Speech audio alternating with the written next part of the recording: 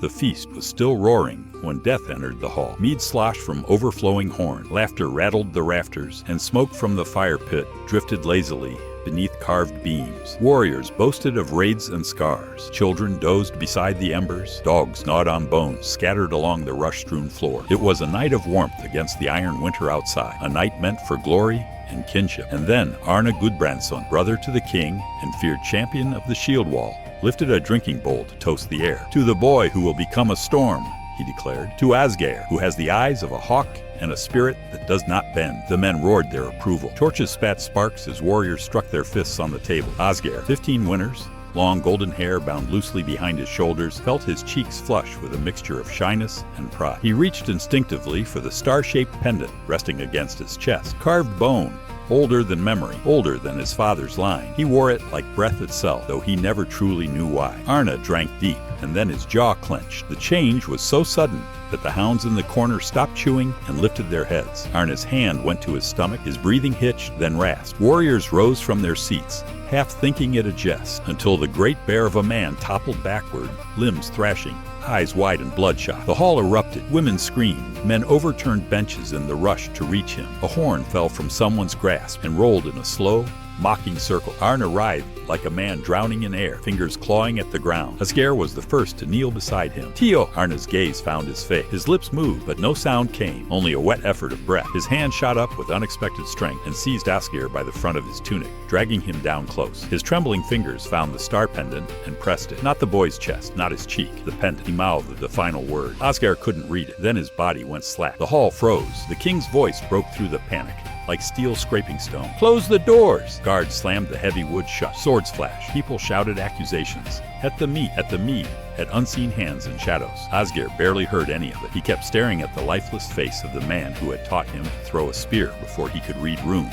His blood hammered behind his eyes. His stomach twisted, and something colder than the winter wind crept into his chest. Arne had not been afraid. He had been warning him. That night, after the body was wrapped in the feast hall silence, the king did not call his council. He did not drink. He did not rest. Instead, without a word, he beckoned his son toward the back gate, toward the snow. The wind howled wildly up the mountainside. Frozen air carved through their cloaks like knives. They climbed in grim silence, past the tree line, where the world became bare ice and jagged stone. Ásgeirr knew where they were going long before they reached it. "Father," he said, voice muffled in his furs, "must we?" Yes. No explanation. Just that one word spoken like a weight. At last, they reached a narrow cleft between boulders. The mouth of a cave, exhaling faint warmth and the bitter scent of herbs, burned long before their arrival. A figure waited within, cloaked in gray, thin as a shadow stretched by moonlight, face hidden, voice ageless. "You come seeking what the dead cannot say," the seer murmured from the darkness. The king took one step forward. "My brother was murdered. I want the name of the hand that poured the poison." The hooded head tilted. "You want the wrong answer," the seer replied. His voice was not cruel, but it carried no softness. "The cup was not meant for Arne." Ásgeirr's chest tightened. The king stiffened. "Speak plainly." "I am,"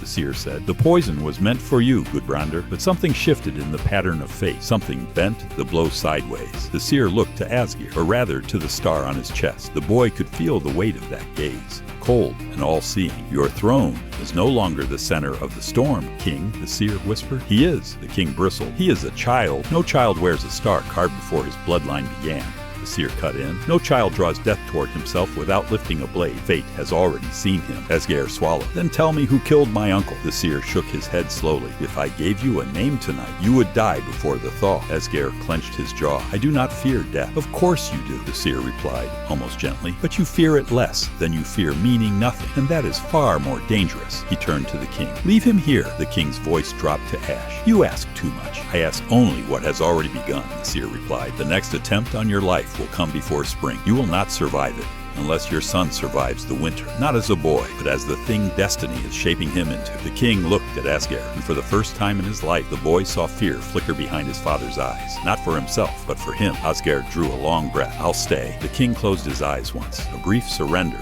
to inevitability. When he opened them, he placed a hand on Ásgeirr's shoulder, heavy, final. "Come back alive," he said. Then he turned and left. The seer watched Ásgeirr for a long moment. "Remove your cloak." Ásgeirr blinked. "What?" The seer extended a bony hand. "If you are to be claimed by winter, winter must first see you." The boy hesitated, but then he shrugged the heavy furs from his shoulders. The air attacked him instantly, slicing through skin and bone like shattered glass. He gasped. The seer gave him something small, smooth, heavy. It was a stone, but sharpened like a crude blade. "This is all you have," the seer said. No sword, no fire. No warmth, not until you earn them. Earn? Go, the seer said, nodding toward the mouth of the cave. Go and kill what will let you live. The lake lay in darkness when he reached it. Breath ragged, ribs shaking beneath raw, frozen skin. Hunger gnawed him. The cold was a crushing thing, relentless, merciless. But beneath it, there burned something more. Anger, grief, unfinished meaning. He knelt, cracked the ice with the stone until his knuckles split. Every strike was agony. Every strike was defiance. When the hole was large enough, he did not think. He dove. The water swallowed him in an instant. Cold so brutal it was beyond pain. His chest locked. His vision blurred. His heart thundered in his skull. Then, movement. A focus sliding through the dark. He lunged. Missed. Lunged again. Felt hide beneath his fingers. He jammed the shard of stone down. Desperate. Feral, unstoppable. When he burst back through the surface, dragging the heavy body behind him, he was half sobbing, half laughing. Alive, not because the world allowed it, but because he had taken life from it. The seer was waiting at the edge of the rocks. He studied Ásgeirr, shivering, wounded, on the edge of collapse, and nodded once. You breathe, he said, so winter accepts you. He draped a thin cord around Ásgeirr's neck, another pendant, this one a tooth polished to a white gleam. Your first oath, the seer said, not to a king, not to a god, to the season that remakes you. Ásgeirr closed his hand around the tooth. For the first time, he understood. The world was already asking him for blood. Winter did not break him, it carved him. Days bled into nights. The seer woke him before dawn, drove him into the drifts with no cloak, struck him across the shoulders with a staff whenever his stance weakened. Again, he would hiss, you are too soft in the knees. Again, your breath is too loud. Again, you listen with ears only. Listen with your skin. Ásgeirr learned to stand in the storm until the storm felt like silence. He learned to run on ice without slipping. He learned to sleep in the cold without shaking. He learned the patience of a hunter, the cruelty of hunger, and the discipline of not begging. And always at night, the seer spoke to him. There are fires that warm, the seer whispered in the dark, and there are fires that call. If you ever see a fire that does not dance, that does not flicker, only burns straight to the sky, like a spear, that is not a fire, that is a message. Ásgeirr listened. He slept clutching the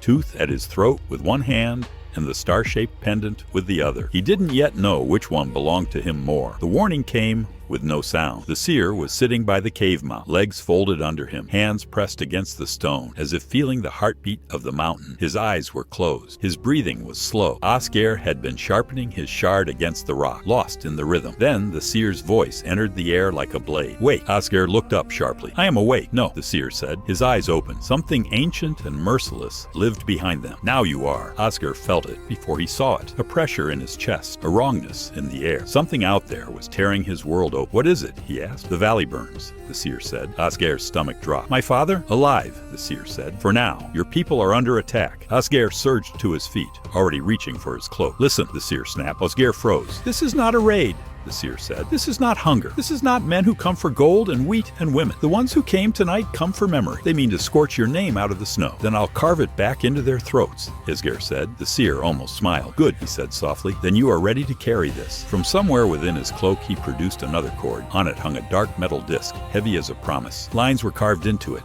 Sharp, spiraling, old. Runes, but not runes he had seen in the longhouse carvings. Ásgeirr reached out. What does it mean? The path that does not turn back, the seer said. Once you wear it, the world will remember you. Whether it loves you or curses you, that is now in your hands. Ásgeirr took the pendant. For a heartbeat, it felt cold. Then it felt like it had always been his. Go, the seer said. Your father will not ask for help. Go anyway. Ásgeirr ran. He descended the mountain like a thrown spear, leaping fallen trunks, sliding down frozen slopes so fast the wind screamed against his face. His lungs burned, but the burn felt clean. The cold no longer terrified him. The cold carried him. When he broke through the last line of trees and saw his home, he understood what the seer meant by message. The sky above the settlement was red, not flickering red, not dancing red. A column of fire rose from the great hall. Straight, violent, unshaking, like a war banner made of flame. And the scream. Gods, the screams. Ásgeirr did not hesitate. He sprinted into the chaos. The settlement he knew. Stone walls rimed with frost. Smoke holes breathing warmth. Familiar roofs furred in snow. Was torn open. Men in dark furs and iron helms moved through the streets with ice-calm efficiency. They did not laugh. They did not howl like raiders. They advanced in formation, driving villagers away from the wells, kicking in doors, setting thatch alight with oil-soaked torches. They were not taking. They were erasing. A woman stumbled in front of one of them,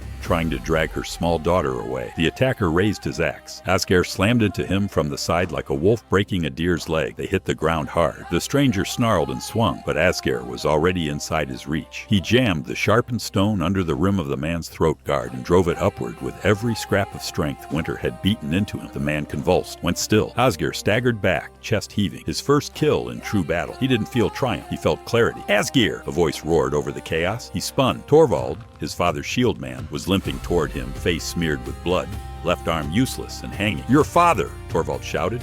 "In the Great Hall. He can't walk." Ásgeirr didn't answer. He ran. The Great Hall, the spine of their people, was ablaze. Roof roaring, walls spitting sparks that drifted like angry embers across the snow. Heat punched him in the face as he neared the door. Smoke clawed at his throat, immediate, thick and bitter. The main beam had fallen across the entry. Ásgeirr planted his feet in the snow, set his shoulder against it, and pushed. The world narrowed to strain and fire. His legs screamed, his teeth ground. The beam shifted an inch, another. He drew in a breath that tasted like burning oak and dead men's lungs. "Father!" he shouted. From inside, a coughing grunt. The sound of someone too proud to ask for help and too hurt to move without it. Ásgeirr roared and drove forward with everything he had left. The beam rolled just far enough. He kicked the broken door inward and plunged into the smoke. The air inside was a living beast, clawing, choking, melting the moisture in his eyes. He dropped low, like the seer had taught him, crawling through overturned benches and shattered shields. Then he saw him, King Gudbrandur, sprawled against a fallen table, one leg slicked with blood from knee to thigh. His face was gray beneath the soot. His jaw was tight with fury and pain. For a heartbeat, Ásgeirr just stared. His father, his mountain, his iron, looked mortal. Then he moved. He slung the king's arm over his own shoulders and hauled. The king grunted. "You shouldn't. Save your breath," Ásgeirr snapped, "or choke on it." Through the smoke, past the embers, step by step. The ceiling groaned above them. Flames chewed through timber with a hungry hiss. Sparks rained down, catching in Ásgeirr's hair and biting little burns into his skin. He ignored it. He ignored everything. There was only forward. They crashed out into the snow together,